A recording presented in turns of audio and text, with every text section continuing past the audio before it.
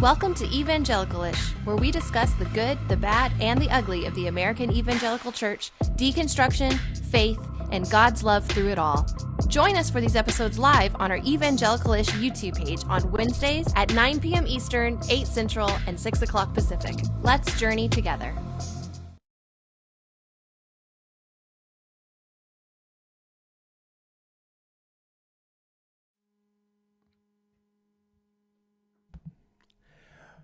Well, welcome into Evangelical-ish. It is good to see everybody tonight. Glad you guys are hopping in. It is season 3 and episode, 4 now, which is super exciting. Paul is back. And so anyway, season 2, episode 4. I'm Jeremy. I'm April. And I'm Paul. And it's good to see you guys. Welcome into Evangelical-ish. We're so excited that you can be a part of tonight's episode. And if you're wondering, it is on all major podcast platforms. You can get it on Google. You can get it on Amazon, Apple Podcasts, all of those places. Spotify, it's available in all of those places. And so you can subscribe, which we would greatly appreciate, and subscribe on YouTube because we're so close to 1,000 subscribers. And as a matter of fact, by the way, I've got a couple of shout outs real quick. April, you got to 100,000 subscribers this week on TikTok. Congratulations. Yes. Big day. And Paul, you got to 1,000 subscribers on YouTube. Yes, I got a little email from YouTube today saying, "Hey, you matter. Thank you. You matter." It's so good. And I think a few Gmail accounts from Jeremy may have helped me a little bit get over that 1,000 mark today. We don't have to say that out loud. We got a little shade going in the comments. Brendan said everyone's audio is working. This is starting to become more professional. Whoa! Stop. Listen. I was paying really close. First off, I was able to log in at a decent time tonight. I was able to audio check everyone.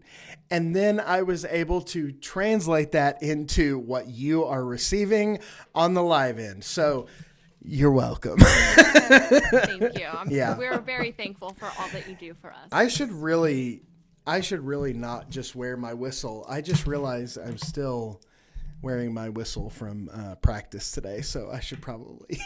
Although in the comments, Beecher is questioning our lighting choices. No, just Jeremy's. Beecher. Oh, he says we can see a lamp on apparently, April's screen. Yeah. Wait, is that bad if you see a lamp? Oh, yeah, I see it over there on the left. It's so stupid. What a dumb on my comment. left. I don't know. You're right, probably. Lamp. There's a lamp. I love lamp.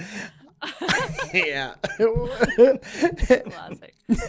Yes. Well, he's the professional movie guy with us all, so he's got a critical eye. By the way, last week it was really good. I mean, obviously we missed Paul a whole bunch, but it was really good to have Beecher on, to have Brianna on, the Killer Bees, to have them on. I got to meet both of your spouses last week. It was fantastic to have them on. We were super grateful for them as well, and the conversation was a lot of fun. We went super long. It was a little bit silly in the beginning, but it was good. It was good, and my wife, who is typically like, "Why did it take you so long?" last week was like, that was a whole hour, and I was like, "No, babe, that was an hour and a half." And she was like, "Whoa, that felt like 5 minutes," and I was like, "I know." Now she knows we're having fun. Now she knows we're having fun. But anyway, nevertheless, housekeeping out of the way, welcoming Paul back in out of the way. Congratulations to both of you out of the way. What's our first topic tonight? Well, Liz Cheney made an amazing. Can you say statesman when it's a female representative? Oh, yeah. Can or can't? Yes. I think so. Yes. She made an incredible statesman-like speech yesterday in the House. Then today, as the House Republican caucus was meeting, she ironically opened the meeting as the caucus leader in prayer and then was voted out of her position of leadership. Why was she voted out of her position in leadership? because she refuses to claim fealty to Donald Trump and refuses to accept his big lie that the 2020 election was stolen, that there was widespread voter fraud. And she made that point emphatically on the House floor last night, in fact, saying it not only was right, but her duty for her to stand up and say, no, the election was good. The integrity of American elections is good. And Donald Trump is lying. And nobody in a party should have to express fealty to one man in order to stay in leadership in a party. I thought her speech was fantastic. I don't know what you guys thought about it, but it had me thinking. And tomorrow there may be a TikTok video on my page where somebody I know in this picture will no longer be registered Republican. Why? Because I don't feel as a Christian anymore I can be a part of a party where the litmus test for being in leadership of that party or even being electable in a primary in that party requires you to have unwavering loyalty to a man, which I believe is in violation of the Bible, and express fealty to a falsehood that is dangerous to our entire country. So therefore, I will no longer be a Republican, or really am no longer a Republican as of tonight, but we'll publicly announce that tomorrow.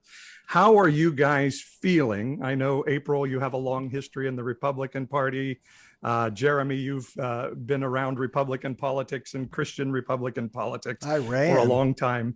How do you guys feel tonight, knowing you have to love Donald Trump and have unwavering loyalty to him to be a Republican in America anymore?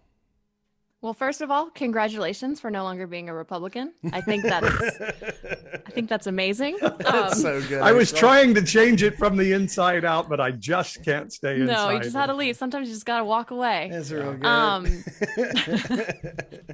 Yeah, well, for me, I think it just confirmed what I was already feeling about the Republican Party. There's like little moments where I see people that I used to think were sane, I guess, that I used to respect. And sometimes I'm like, okay, well, maybe I'm just missing something. And then it's like, no, I'm not. They're actually insane. And I don't want to say that they're insane. They are believing insane things. And there's a lot of indoctrination and misinformation, and I mean, honestly, kind of like brainwashing. And when you get in your own echo chamber and you only hear lies and lies and lies and lies and lies, and you demonize the other people, like that's like cult leadership 101. That's what they do when you join cults is, they limit outside information. Only stuff from us is correct. No one else is right. And that's how they keep you in for so long, because once you leave, you've already alienated your outside community at that point, because you've demonized them. So for me, I mean, Liz Cheney, I've never really cared for her one way or the other. She was just another Republican. But at the end of the day, even though I may not agree with a lot of her politics at this point, she's got backbone, and she at least has integrity. And I feel like there are a handful of Republicans, like Mitt Romney, and Adam Kinzinger, that have, at least integrity. Like at the bare minimum, you can say like they at least have integrity. And Liz Cheney is from Republican royalty. She is, the Cheney family is big time Republican royalty. That's true. Yeah. Just go on a hunting trip and you'll find out. Yeah. For those of you who don't know, Dick Cheney, former vice president of the United States, shot someone in the face with a shotgun. And he is Liz Cheney's father. And he is Liz Cheney's father. No big deal. Just let people shoot, other people in the face if you're Dick Cheney. So I am super fascinated by this. I think it's fantastic that there are Republicans who have the gall to speak out against this. And it's good to see that it's more than just Mitt Romney who has the integrity to speak out against this. And I am extremely disappointed as a, I mean, self-admittedly, the first thing that made me get any traction on TikTok was, hi, I'm that pastor from Oklahoma, who voted for Joe Biden, who was registered Republican. Well, And drives a pickup. And who drives a pickup? Yeah, that's so true. Has guns. And who? Well, but the rest of TikTok didn't see that because they took that down. The first one was, and I have a gun, which was one of the lines out of that. And then I got hit with a community violation, and I was like, at like 100,000 views, and I was like, that was the one I saw. That was my first introduction to you, I think, from like November or October. Yeah, well, it was on election day. You saw that one? Mm-hmm. Because I remember the gun. I remember the gun being in there. That's crazy. Yeah. So, whoops. so that's a whole thing. So they took that down, and I was like, oh man, I struck lightning here. There's no way it's going to happen again. And I reshot the video, and sure enough, that one took off too. And, I'm super thankful for the platform and grateful for all my followers for sure. But like, I felt alone. And so to see Liz Cheney stand up and fight, especially, like you said, Paul, coming from Republican royalty, so to speak, to hear her go against the party line is great. But I feel like, and this is really sad to say, as somebody who has been registered Republican, who has worked for Republican candidates before in my day job and things like that, it is really difficult to see how Republicanism these days looks anything, number one, like Jesus, and anything like what America is supposed to look like. And so I think almost it's a lost cause. And the Cheneys of the world and the Romneys of the world are almost in their own atmosphere, if that makes sense. Well, Mitt Romney was booed lustily in the Utah State Republican Convention the other day. Mitt Romney, who was the 2012 Republican nominee for president, was booed at his own state convention. Who was a good nominee for president, right? He's a solid person. He's a solid dude. And I feel like in 2008 and in 2012, in both of Obama's elections, the Republicans put forward a decent person in McCain and in Romney. And it made my decision in both of those elections really, really difficult, because at the end of the day, I was like, both of these guys have America's best interest in mind. What are the things that, it got down to the nitty gritty before I cast my vote, right? But unfortunately, it has changed so much. And I think the Republicans saw themselves lose 2 elections in a row, and we saw nationalism catch some wind, and that is how you end up with the pendulum swinging so far from a Barack Obama to a Donald Trump between, the 2012 election and the 2016 election, is that swing from good, common decency, Americanism to nationalism. And I feel like those two things are not the same. Yeah, I feel like I know Trump obviously kind of shone a light on a lot of racism that might have been a little more subtle prior to him, but I do think that they started coming out under Obama too, because I think there are a lot of people that, maybe they didn't even realize what it was, but could not stand the thought of that we had a black president. And so when they see Donald Trump, who's not afraid to say thugs and all this stuff and just like calls it like it is, they're like, oh, this is our guy. He wants to take America, make America great again. In their mind, America was great in the 50s when, it was all, the patriarchy was in full swing and no one was trying to take it down. And so I think that probably played a part in it too. But back to Mitt Romney for a second. This is just a total sidebar, but when I want a good laugh and a cry at the same time, I go to Mitt Romney's Facebook page because I still have it liked from like 2012 when he ran. And every single post that he makes, it can literally be like, happy birthday to my beautiful wife, or, here's a picture of my dog. And like all the comments are like, shut up, loser.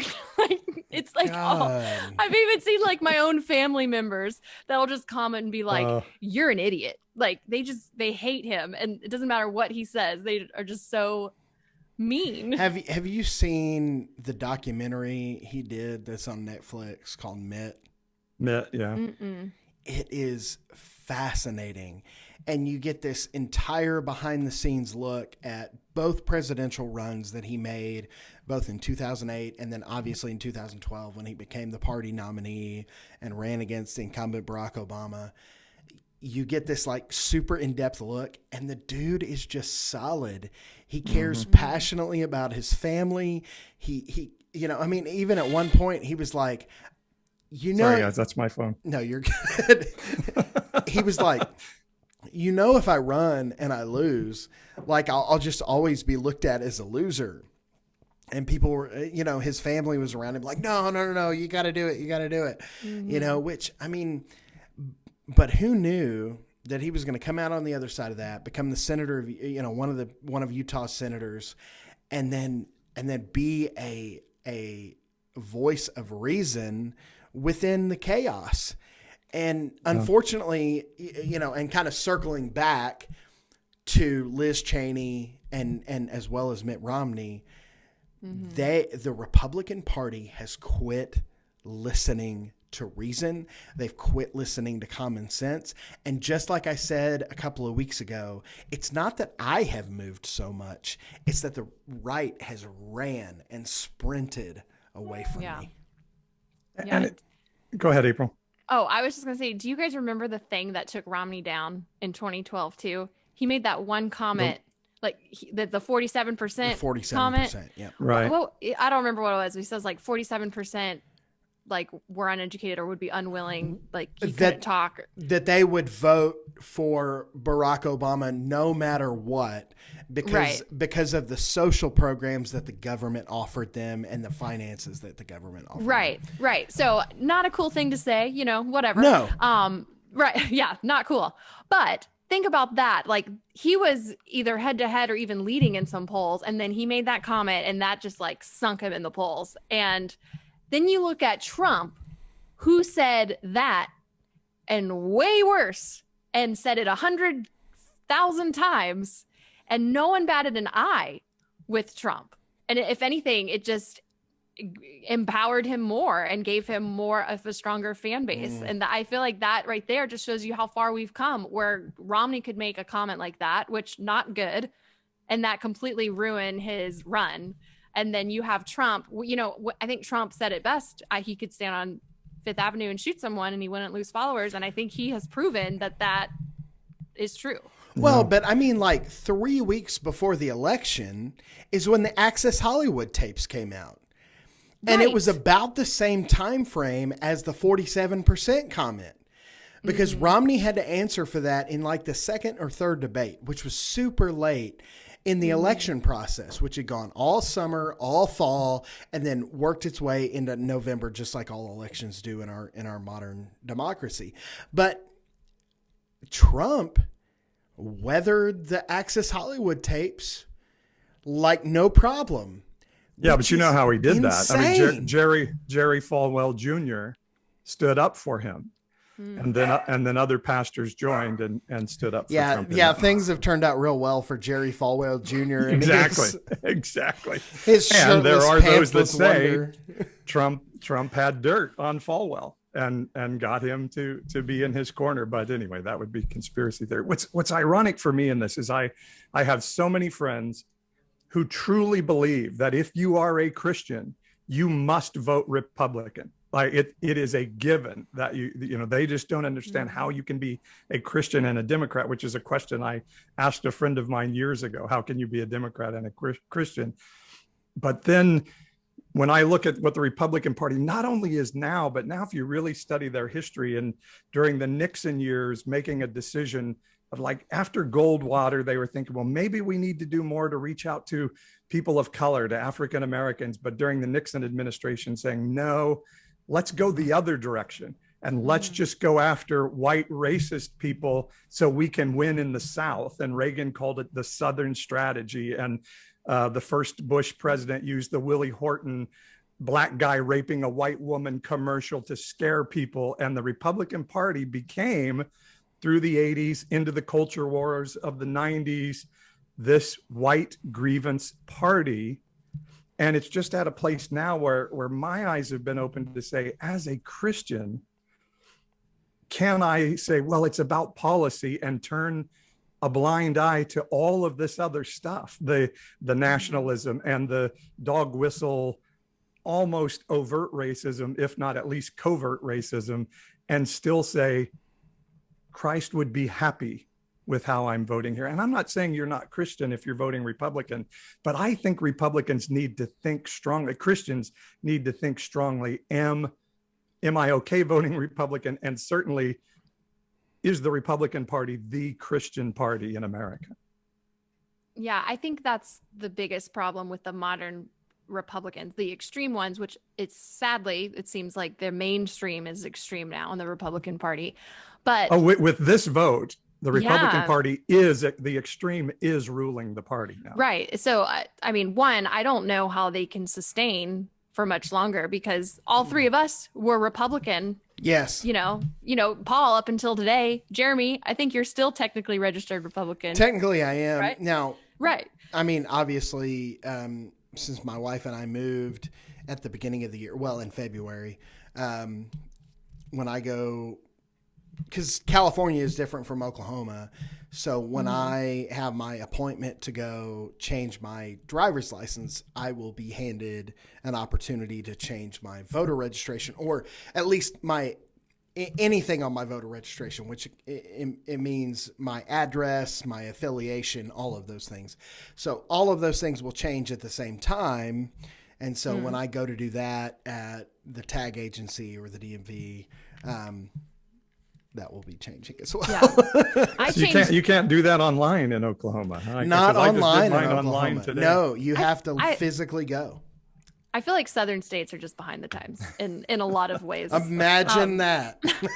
And it's the other thing about the Republican Party as an American and as a Christian. It is now a minority party with ever dwindling registration rolls that is doing everything it can to hold power. It's almost like a banana republic, and very likely will take the House in 2022 just by redistricting alone, and making sure the electoral college stays in place. Because without the electoral college, Republicans would have no chance to ever have a president again.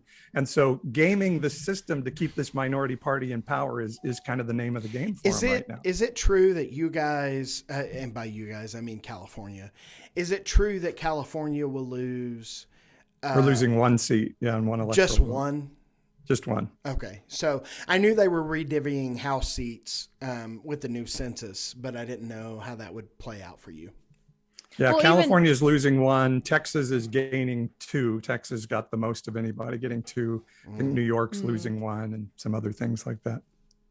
Well, even just the Republicans' hard fight against turning D.C. into a state. You know, they're talking about equality and unfair elections, and they're the party that's actively suppressing votes. But anyway, I changed states in 2016, moved across states. So I actually switched from Republican to independent in 2016 because Trump hadn't won the primary yet, but he was gaining ground, and I just kind of saw the writing on the wall. Was that Texas to Tennessee? It was Virginia to Tennessee. Okay. So get this, I'm originally from Texas. So I've been registered in Texas, in Virginia, in Florida, and in Tennessee. And then I briefly had a residency in Georgia. So when I say that my number is in the GOP database, I still get like local candidates in Texas, Virginia, Georgia, Florida, and Tennessee. So it's a nightmare. That's a lot of spam. A lot of Republican spam. But sometimes I get gems sometimes I get gems like Marjorie Taylor Greene telling me not to get the COVID vaccine because it's the mark of the beast. Oh, by the way, Devin Nunes is my congressman, and so I'm on his email list and get his wacko stuff every day. Why am I getting stuff from Mike Lee? from Utah. Is he the Utah guy? Yeah, he's the Utah Republican who's like, Mitt Romney doesn't speak for us, I speak for us, or whatever. And I'm like, Oh my gosh. it's Maybe terrible. Mike Lee follows your TikTok. I don't know. Maybe. In which we case- never even. Sorry, go ahead. No, I was just gonna say, in which case, I need to have a meeting with Mike Lee. Oh my gosh. By the way, I did, somebody asked, I saw that I registered as no party preference. In California, there's several parties you can register with, or you can go what we call NPP, no party preference. So it's not independent in California? No, there actually is an American Independent Party in California. My daughter accidentally registered with that party, but that is a party that's on the ballot itself. So yeah, it's no party preference for us. I wonder if the Democrat Party is going to try to, like the more moderate Democrats are going to try to cater to the disenfranchised Republicans that can't vote for Republican. I have definitely seen that. Pro-life Democrats have started really coming out and saying, look, we are Democrat, but we are also pro-life. Because, just like we have discussed, that is the biggest argument for a lot of people who can't justify Trump's behavior or other Republicans' behavior. Well, Trump's pro-life and so am I. But abortion. Yeah, but abortion, right? And so a lot of Democrats have started coming out. And as a matter of fact, there's a Twitter account that I found that's pro-life Democrats. And it's literally all the Democrats, state and federal government folks who have professed to be pro-life, but also to be left-leaning in social issues and, equality and social justice. So it's been really, really fascinating to kind of see that rise up. I mean, the best thing that could happen for the Republican, this is going to sound terrible. The best thing that could happen for the Republican Party is if they would just go ahead and split, because then it would guarantee that neither one of those parties would win for a long time. Yeah. I don't know what they're thinking, because surely they know they definitely have a very strong base. They have a strong base, but that base is not the majority. They're not the majority by a long shot. And I think the more extreme they go, they're slowly going to be losing people. Like they lost people after the insurrection, but maybe they're just banking on the abortion issue, still keeping them Republican. I don't know. It's interesting because my wife and I have talked to a lot of our Democrat friends out here and have made those statements of like, why don't the Democrats make more space for faith and for pro-life people? And, right about the time we were having those conversations, Bernie Sanders was asked that question, and Bernie said, no, to be Democrat is to be pro-choice, period, and sat down. That was his answer. And then Mayor Pete, who I like a lot, kind of made the same answer, even though he's Catholic, and so it seems like there certainly are extremes in both parties. And that's ultimately why I ended up going no party preferences. And I think I heard you say this earlier today, April. I don't want to be beholden to any party, but I do think if the Dems, and it's so funny because their African American base is a very religious, socially conservative base, and I don't know why they're not willing to make more space to try to invite those moderate and middle of the road Republicans into the Democratic tent. Yeah. I had a thought and then I just completely forgot it. And then I just kept talking and it went away.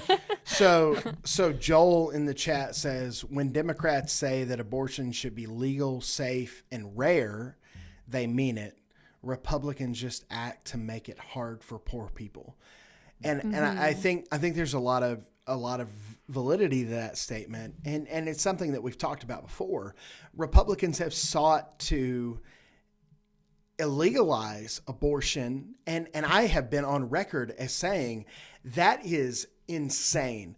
Do you want to send abortions that are going to inevitably happen back into closets with coat hangers, or do you want to make it safe? And if the church would act in the way that they're supposed to, make it irrelevant And that's ultimately the goal. And that's the reason that I can't get on board with this current version of the Republican Party, is because they want to be so extreme that they want to say that abortion should be illegal and immigration should be illegal. Sorry, I bumped my mic. But like all of these things should be just completely thrown out, when we are, number one, a country of immigrants, and number two, you are never going to take away something that is a valid option for women's health and safety. And so if the church would just answer to that and say Jesus was a person of color who was an immigrant, and Jesus, stood for women, if you would just say those things, it would make a difference. And they have just continued over and over and over to miss the point. And to, if the church would just say, we are about the unwed mother. We are about the young single mother. We are about adoption and foster care. And making abortion irrelevant for so many of those mothers who feel alienated or scared or unprepared. Yes. We would make such a big difference, but sadly, it's just not there. Well, and abortion is also so sensationalized from the right. Yes. I mean, both sides do it, because I think Democrats, I think the reason why they don't talk about it is because they don't want their base to think that they're catering to pro-life, because I'm realizing that pro-life is like a fighting word for people for some people who are pro-choice, because they, for better or worse, pro-life now means banning abortions, making it illegal. And it's the extreme of even criminalizing these people, of wanting to throw these moms and these women taking these making these terrible, really hard decisions and throwing them in jail. It's crazy. Like, that's stupid. It's so wrong. Yeah. Yes. So I think that's why Dems don't want to touch it, is because they don't want to be catering to that extreme. But I do think if they could, there's just not a lot of nuance on either side. Like, no one really is talking about it except for the pro-life people. And when they talk about it, they're talking about full-term abortions, like going up at 9 months pregnant and being like, you know what, I don't want to have this baby anymore. Like, first of all, that doesn't even exist. But like they've only read these extreme, like falsified, they show a full size baby that's like 8 months old in a womb, and they're like, this is what you're killing. I'm like, no, that is not what it looks like. That nothing like that happens. And we all fall for it, because I mean, of course, if I really believed that people were just walking in and like killing 10-month-old babies, like right off the womb, like fully, yes, of course, that everyone would agree that that's wrong. And I think there's such this disconnect that even most pro-choice people wouldn't be okay with that. Right. I think there are very few pro-abortion people in America. And when I look at my faith being involved in my civic action, I guess I look to the Bible, and, when Republicans say, we get the government out of our lives, don't make us wear a mask, the government shouldn't be able to tell us anything, except when it comes to who we can have sex with, who we can marry, and if we can have a conversation with our doctor about any choices we want to make in our life. When I read the Bible, I see very little about abortion in the Bible. And some say, thou shalt not kill, but let's have a discussion about whether that's talking about pre-birth or post-birth or any of that. But the Bible's very clear that hypocrisy is something that God hates a lot, and particularly when you use it to put bondage on people in God's name. And so I just think the hypocrisy of Republican stances in these things, and knowing that abortion was a very cynically chosen manipulation tool for the Christian voter. I just find it untenable to be a part of this group anymore, which is why I made the decision I made today. And I think there's a connection, because I think we mentioned this briefly a few weeks ago, but there was a recent Gallup poll that says for the first time in history, less than half of the population go to church. Yes. It's at 47%. So this is the first time in like 80 years or something. The first Gallup, it was a Gallup poll, and the first poll was in 1937. And it steadily stayed at 70% of all Americans went to church up until 2000. And then it's been on a steady decline since then. And then 2020, it dropped at 47%. And honestly, I feel like that was, I don't know when in 2020 they took that poll, but I feel like it's even less than that now because I feel like a lot of things have come to light with the pandemic. Just to summarize, I mean, that's huge. 79% of Americans in a church community in 1999, 47% today in 20 years. That's a huge drop. And it's because the world's getting evil out there, my friends. Yeah. Well, they say a lot of it has to do with age because there's now more millennials, and millennials are the least churched of the generation. So there's only 36% of millennials go to church, which is surprising to me because I live in the South and like everyone here goes to church. But then when I hear that stat, I'm like, oh, okay, maybe I'm not as alone as I thought because, haven't been on team church lately. But by the way, I wish I had looked this up, but is that all churches of all religions? That's not just so that's Christian. Not just Christian churches. That's Catholicism, both and Jewish Mormonism. Temples, mosques. So any type of a religion, like any type of religion that would hold services that you would be a member of. Mm-hmm. I mean, that's a startling number. Mm-hmm. Yeah. Well, I mean, but for so long, conservative Christianity has held a majority of that number, and we have watched it, based on the topic that we're talking about, start to dwindle because there has been such a tear in between the difference of what is Christianity and what is nationalism. And those two things have split so hard, especially in the last 4 to 5 years. And so it has been difficult to watch, but it was kind of like I made a video on TikTok talking about, for the first time, less than 50% of America is unchurched. And I think the church has to look at itself. Yeah. I think that it has to realize that it's not that the world is getting less religious or that the world is getting, like you said, jokingly said earlier, Paul, that it's more evil. Right. The world hasn't gotten worse.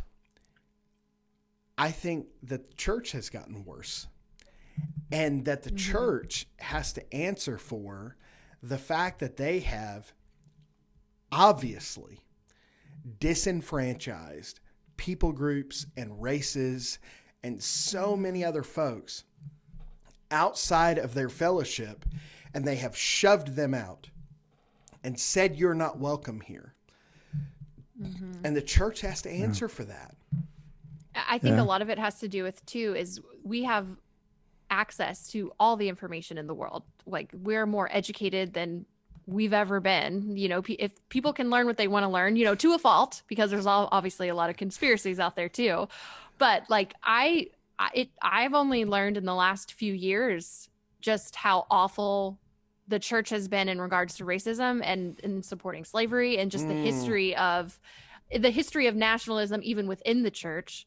And even just in American history, I didn't learn about Black Wall Street massacre in Oklahoma until I watched Watchmen on HBO a couple years ago. How about this, April? I'll double you down. Okay. I haven't learned about Black Wall Street massacre until I was an adult and I grew up in Oklahoma. It was not a part of an Oklahoma history class that I took in middle school, in elementary school, or in high school. Our curriculum, as a former teacher, our curriculum is set up to where kids take Oklahoma history. Well, at least when I was a student, it was in 4th grade, in 6th grade, and in 9th grade. And in none of those opportunities did they teach about that. Wow.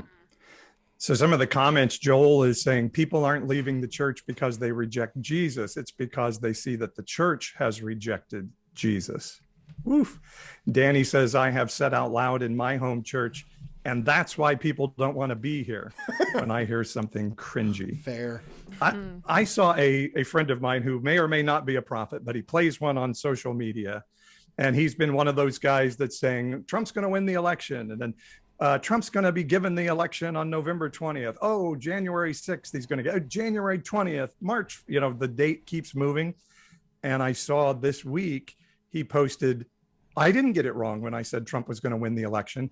On election night, Trump won the election. I was right.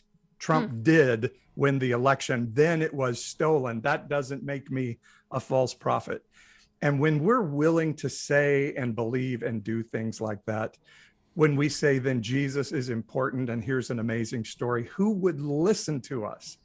And when we say you either have to buy all that or get out, just like the Republican Party is saying to Liz Cheney, who would listen to us anymore? So the problem ultimately isn't about Republican, Democrat. It is that we're taking the story of heaven, marrying it to politics and bastardizing it to the world until they're saying clearly in our country, we don't like you guys anymore. And we're in the out. American church, they've made themselves the gatekeepers of heaven too. And they're saying who can make it and who can't. And it's clear that the hypocrisy, just with like sexual abuse covers up. Ravi Zacharias, how many people knew about that?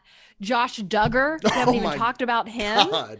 Did you see my one about Ernest Angley this week? I did see that. He was making men take their pants off as a part of marriage counseling and getting vasectomies.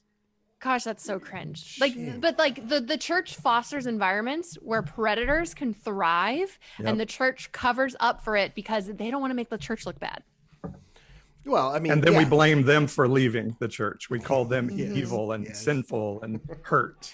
Well, I mean, my wife mentioned to me the other day, she was like, man, you've really been on this misogynist kick for a while. Like, she was like, this is good.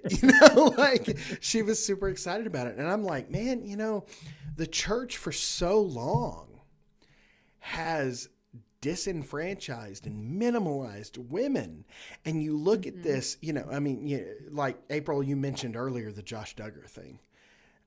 I mean, this is a guy who was caught molesting his sisters and then was sent to other men who later on were found out to have been covering up rapes inside their own churches. And he was sent to them for counseling. Wow. The church has to answer for all of these things in America. And here's the thing. And I was talking to a friend of mine from my church about this yesterday. The American church needs to realize for a season, for a while, that they have not been the church of Jesus, that they have not been. They have been so against the teachings of Jesus. And I was so proud of our teaching pastor. I serve as our vision pastor now. My new role is vision pastor, which I still lead worship every week. But, I kind of take that 35,000 foot view over kind of what we're doing as a church in our ministries, which is great. But our teaching pastor, who preaches almost every week, took a moment on Mother's Day and talked about how Jesus looked at women and how he empowered women and how he gave women the empowerment to teach and to lead and to be, edified by Jesus. And, over like even the words of Paul in like a cultural specific context, that Jesus was empowering women to take a huge role inside the church. And the church in America has to answer for their misogyny, for their racism, for their hatred, for their bigotry. They're going to have to answer for all of that. And until they answer for those things and say, we were wrong, we need to do better, they will still decrease in number. And I'm glad they are. I hate to say it. As part of it, I'm glad to say that the church in America is decreasing, and they should be, because they are not answering for the things that they are doing that are harming people in our country. Well, and they keep wanting, we need unity. We just need unity.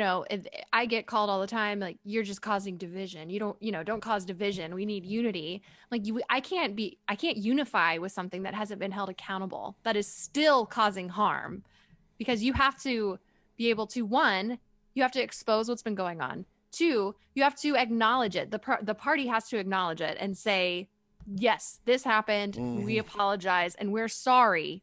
The church honestly owes America a big apology. For all different types of groups, LGBTQ, women in general, and just honestly, just the millennials. I mean, anyone growing up in the church that ever had fear that they were left behind when they couldn't find their parents in the house. Millennials. Amen, sister. Yeah. Amen. That's trauma. I remember when I was like early on in my ministry, like after I had first started doing full-time ministry, probably about 2012 or so. I text my pastor one morning, like I had just gotten married. I was like in one of my first time jobs as a full-time like youth minister or whatever. And I text my pastor. I was like, oh, hey man, I overslept. I'm really sorry. You know, I'll be there. I'll be in the office in just a minute. And he was like, hey, we all got raptured. Hope you're okay. You know, just being stupid or whatever. But the church, all kidding aside, the church needs to offer grace and apologies and all of those things to people of color. First off, because I think about like the background I came from is the Southern Baptist Convention. And the Southern Baptist Convention, you know, just like I think David just said this actually in the chat, you know, the SBC this week came out and doubled down against women in ministry. Yeah, they did. But they are also, the SBC is also a denomination that was bred out of the American Baptists, which they came out of that saying they could justify slavery in the Bible. Birthed out of racism. Yes. And so the SBC has been the first in saying we believe in racism. And now today they are saying we believe in misogyny. And I mean, you know, the American church has to answer to all of these things, to the hate of the LGBTQ plus community. I think to be clear too, when we say the American church, we're primarily talking about white American evangelicals, because some people are talking in the chat. There are some progressive mainline, you know, more liberal side of Christianity that, you know, we're for abolition and we're for, that have been on the side of justice, you know, but sadly they are in the minority and not the loudest. Right. And there are good churches in the middle of the evangelical church, but I believe the Bible says we're responsible for the corporate heart of our tribe. And so even if we are one of those good churches, we're still responsible for the spirit of American evangelicalism and white evangelicalism. And by the way, throw in the indigenous people who we wiped out and then called it manifest destiny for the country. Come on. That's a big one too. We are responsible for all of those negative things. And if we say we are a part of the American church or the American evangelical church, we are responsible to speak out against those things. And that is part of the reason that my TikTok platform, even in the beginning, has started, because I just got fed up with being complacent, because I realized that my silence was complacency, was complicity. And that by not saying anything against this racism, against this misogyny, against this bigotry, was me agreeing with all of it. And by the way, that taking accountability thing, the biblical word is repent, which means take accountability for and commit to change and turn and go in the opposite direction. So not only do we need to apologize, we need to lay out a very strong plan of this is how we're going to change and teach our people that the mindset they've been in has not been okay. And so as of today, I'm no longer a Republican. I'm also not sure I'm an evangelical anymore. That's another one that I may be changing my registration on in the near future. Love it. Well, let's, it's 8:51. y'all. 9:51 here. Oh yeah. Sorry. In the central, it's 8:51. It's something. 51 minutes after the top of the hour, Yeah, Jeremy. there it is. It's 51 minutes after the top of the hour, or 9 minutes until the top of the hour.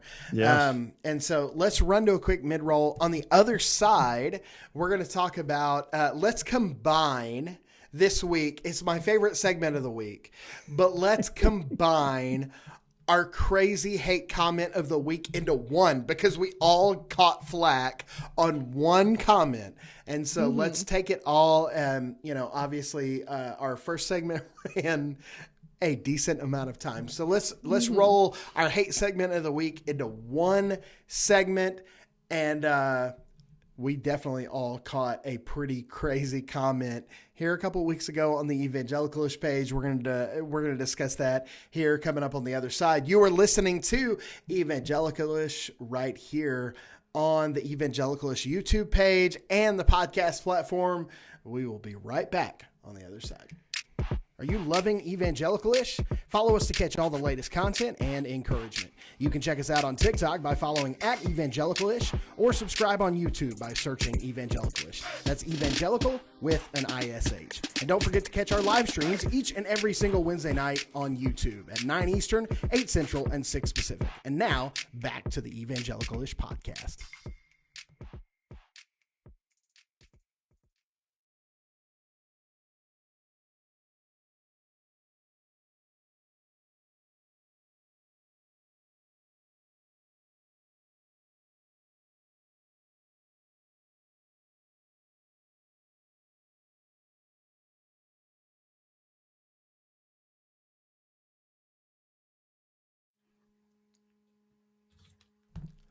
Welcome back into Evangelicalish. It is the Evangelicalish podcast, and we are so glad that you were joining us this week. I was telling April and Paul right before we went on the air tonight, or before we started the live stream, that I'm just super grateful for them and for this community and for what this means to me. Here in Oklahoma especially, and I know that there are a few folks here commenting from Oklahoma. It is just good to feel not alone and to feel like we have a community. And I am super grateful for those of you who join us every single week and who comment and who engage. It just means the world to me, and who download and subscribe either on YouTube or your favorite podcast platform. That means the world to us, and we're super grateful for that. And so, it's just good to be a part of an awesome community like this one. And so, haters, haters or no haters. Yes. We're here. So it's good. And man, we were talking today, we were dreaming up some ideas about. Are you gonna put hints out there, Jeremy? I'm going to put hints out there. Ooh. We were dreaming up some big ideas about potential future opportunities for the Evangelicalish community, and maybe getting to connect in real life and all of those things, and for you guys to ask live questions and all of that stuff. And so anyway, those little tidbits. I feel like I know you guys so well, but it would just be weird to see you in person. I mean, not like a good weird, but just I can hardly imagine what it would be like to see you face to face. I thought the same thing. I was like, have you ever had that moment where you've seen somebody on like a screen so much, or like there was one day that for example, I started my my day job. I'm the marketing and communications director at a nonprofit here in Oklahoma City. And I started that job during the pandemic. And so when we went back to the office, as folks have been vaccinated and I have been vaccinated and all of those things, as we went back to the office, I went in and I had a meeting with somebody for the first time who wasn't wearing their mask. And it was weird to me. I was like, I have never seen you without a mask on. And that was super strange, even though I had seen this person like 100 times probably in some kind of screen form or whatever. But yeah, it was super weird. But there's definitely those days coming. Yes, I'm excited to see everyone and commune in real life. I mean, this is real life. In person, maybe. I don't know. Face to face. I mean, this is kind of face to face. Whatever. Moving on. You got to see. You got to see Beham Blue Dot, didn't you? I did. Right. I did get to see Beham Blue Hot Dot. She was Blue Hot Dot. Yeah, in real life, she came to visit me from Birmingham, and she came just for the day, and then she went back, and it was super fun. We made a TikTok, and it was super cool. I kind of felt like I was meeting a celebrity because I've only seen her in videos. I'm sure she did too. I know. So we were kind of like, oh, hey. But it was cool because, I feel like when you get somewhat, I don't even like using the word famous, but when you get a decent following on TikTok, it's just, you're in like a weird group where people just like, I don't know, you just relate really well because you get all these hate comments all the time from complete strangers, and every once in a while, like it trickles into real life of people that like really know you are like, are you on TikTok? And you're like, I don't know, am I? I had a weird. We were in a Zoom meeting the other night with a group of ministers, and one of them said that he was fanboying just a little bit because April was on the Zoom. He was excited to be on a Zoom with April, who was one of his favorite TikTokers. I know. I have to try really hard not to be awkward. I'm naturally like really awkward in real life. My husband makes fun of me. I was so awkward too. Like anytime somebody recognizes me in public, I'm so awkward and I don't know how to handle it. I was at my wife's graduation the other day. She just graduated with her master's on Friday. And I was at the ceremony, and this girl comes up to me just out of nowhere, another graduate. And she comes up to me and she goes, "Hey, are you that pastor on TikTok?" Which is like such a broad, like there's so many pastors on TikTok, And I was like, but I still, like to this day, and it's happened several times, I have like 128,000 followers, right? And I still to this day have no idea how to handle that. And I'm like, yeah. And she's like, and she's just speaks some really great life into me and says some really encouraging, like awesome things. And I'm like, yeah, thanks. That's, yeah, thank you. And she walks off and I was like, I turned around to my wife and I'm like, what did I even just say to her? Because it's like so weird. I think my biggest fear is that I'm going to be disappointing to them. Yes. Yes. I'm definitely going to fail their expectations. Yes. It's going to be way less cool. I'm so worried about that myself. I love that you guys I think it's cool to admit like it's weird, but it's still kind of cool. I had it happen in a McDonald's drive-through the other day. And the young lady in the window is like, "Are you somebody famous?" And I'm like, "No, I'm not anybody famous." And she turns to one of the other workers and like, "Where do you know him from?" And the guy's like, "TikTok." And like, oh, my that's TikTok amazing. Fame is in McDonald's. But it's so weird. Like, you get on lives or whatever, and people are like, "What's it like to be TikTok famous?" What does your church think now that you're TikTok famous? Or what does your wife think now that you're TikTok famous? And I'm like, my wife asked me, like, hey, like I legitimately remember the day that I went to her and was like, "Babe, this is crazy. Like I have 75,000 followers on this social media platform," of which she is not on, by the way. And I was like, "This is crazy."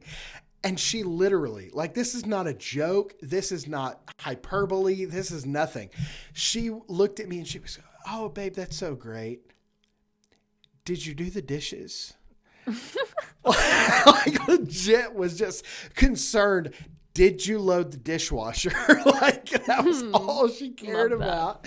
And so, yeah, it's pretty wild. I'm excited to see in the comments that people would like to do a get together. So Yeah, you were hinting, Jeremy. We were dreaming like, what if we had a webinar or a webinar series, Well, and then what if we got Or an together in-person in conference. person for a conference? To your credit, Paul, you brought some really good ideas to the table, and I think all three of us have things that have been laid on our hearts individually through this process of has been identified as deconstruction, or something that I have called working out my salvation. And through that process, I mean, it's crazy to think that probably at the beginning of the year or slightly before, because I've only been on TikTok since November. But it's crazy to think about that back to that far. Like, none of us knew each other. Yeah. And then in that process, we have all had accounts that have grown and gotten a ton of recognition, and that the three of us connected, and then, connected on Zoom and the modern technologies. And I think, is it weird to say, and I don't want to minimize any of the hurt or the pain or the frustration or the difficulties that families have gone through. I don't want to minimize that at all, because I know it's been very difficult. But is it weird to say that probably the pandemic has given us an opportunity to not only connect with this community, but for us to connect with each other, just because so many people have been secluded at home and they've been looking for other ways to connect with people. And I think that there's something really unique that is breeding out of that. Not that I would ever wish pain or hurt or the virus on anybody's loved ones or anything like that, because I absolutely would not. And that's, something we have spoken out about, but that it has created new ways to build community together. And the three of us have been, I mean, we were connected through TikTok, as the pandemic was going, and we started this whole evangelicalish thing as the pandemic was going, and then now we're talking about expanding this into further opportunities where folks can connect in deeper ways. And I think there's something really interesting about that. Yeah, I definitely think the pandemic, I think it changed a lot of people. That might be an interesting topic to talk about one time. It's just how the pandemic's changed us, or what we've learned in the pandemic. But it is after the time that we have, and we haven't even got to our comment that we've pitched. So I'm just going to pivot. Go for it. Speaking of TikTok, and one of the, joys of being quote unquote TikTok famous is you get a lot of hate as well as a lot of love. You really do. So one of these, I think this might be my favorite comment I've ever received. So we've all been called false prophets. I think, Antichrist, heretic, all of those, the different one-offs, but a couple weeks ago, we were talking about worship songs, and Jeremy decided to read off the lyrics of "Your Love is Extravagant" and how cringe it was. And so I took that clip because I thought it was funny, and we put it on Evangelicalish, our TikTok page. And oh my gosh, people got really upset about it. And we're like, we are supposed to be the bride of Christ, and we're supposed to be intimate with Jesus. I'm like, okay, no, not sexually. Okay, but here's the comment. And I would love to get input. I know, I just kind of glossed over that. Would love to get input from people. There goes the explicit mark on the podcast. No, not even close. We have flirted with that line tonight. A lot harder. Yeah, we've been really good tonight. We did. Okay, but anyway, so here's the comment, right? So for context, all we did was say how awkward and cringe "Your Love is Extravagant," where it talks about intoxicating fragrance in a secret place, like "dance over me while I sleep" or something, whatever. Okay, someone commented, and it's a user, a bunch of numbers, and he said, "The beast, the false prophet, and the Antichrist on one page." Ooh. So this video is just our YouTube, so it's just the three of us on screen. So the beast, the false prophet, and the Antichrist in one page. So we want to ask you guys, which one of you, which one do you guys think we are? Who's the beast? Who's the false prophet? And who's the Antichrist? And we're going to ask the audience to do that. I'd like to ask the audience. I mean, we can discuss too, but I feel like, they're going to be more objective, and I think, we should get some fresh eyes on this. But I did some research and I was curious about the beast earlier. Like, I know he's got the mark, like he's got that cool mark. But I was reading it and, it's like, oh, he comes from the dragon. He's got 7 heads and 8 horns or whatever, and like a bunch of really weird stuff. So it's fun. Okay, so we've got Jeremy as the beast, and Andy says April is the beast. So that's one because beast of Jeremy's for Jeremy. beard. Jay said no comment. What? Annette says April is the beast. Okay, Jeremy is the beast, Paul's the false prophet, and April is the Antichrist, is what Jill said. Okay. Warren says Paul's the false prophet for sure. Wow, look at that. Well, Everybody's saying I'm Paul's prophet. Why is everybody saying I'm the beast? What does that mean? Antichrist. Okay, y'all. So give us reasons? I'm curious to read. Okay, so because everybody's saying you're the false prophet, April is the Antichrist, and I'm the beast. Why am I the beast? Is it because of my dad bod and my beard? I finally got an Antichrist from Annette there. Okay, they said it's the beard, and the beast likes to hunt. Oh, so what would be your mark then? Oh, your buffalo. There's your mark. The mark of the beast. That's probably really good. I take it all back. That's really good. For those that can't see, he's got a picture of a buffalo. Jeremy spends most time in the gym. So he's like a beast. So you're not like, you're like a beast. Listen. Wouldn't the beast symbol be a COVID vaccine, like syringe? Yeah. Listen, I've been coaching football the last few days, and we have been in the gym. Okay. So. Okay. Lexi said that she thinks Jeremy is the beast, Paul is the Antichrist, and that April is the false prophet. But most other people, Jill's laughing because most people think, because we're all fighting over who's the Antichrist, because that's like the big dog, Right. The Antichrist is in charge. What in control. Jeremy is the false prophet because of the beard. What? This is nonsense. I'm so glad we did this. See, I thought I was the Antichrist. Because D-Bro58 told me I was this week. D-Bro58. I got a comment like that this week too. Oh my gosh. I've actually been called the Antichrist a few times. And it's funny. Most like Rachel and Lindsay, that we talked about them, I feel like they get called Jezebels and heretics, and I'm sure they get called demons too. Yeah. I've only been called a Jezebel one time. They skip straight to demon and Satan and Antichrist. Like, I actually was called Satan in action, like, once. Like, I don't know why they go straight to the devilish of them all. Andy is asking who's tatted. Do we have any tats amongst the three of us? Oh no, I'm totally not. I've always wanted to get a tattoo though, but I haven't. So I have seriously wanted to get an arrow down my forearm, which my wife is totally like stoked about, but I just haven't done it yet. So no, I don't have any tattoos. Do you, Paul? I am completely tattoo free. I think mostly because I would just be scared of the pain, and I bet Jeremy is tatted. Jill thought for sure Jeremy would have a tat. I totally want a tattoo. It's like not even close. Like I bet probably before this show runs its course, I will have a tattoo. Like it's not even close.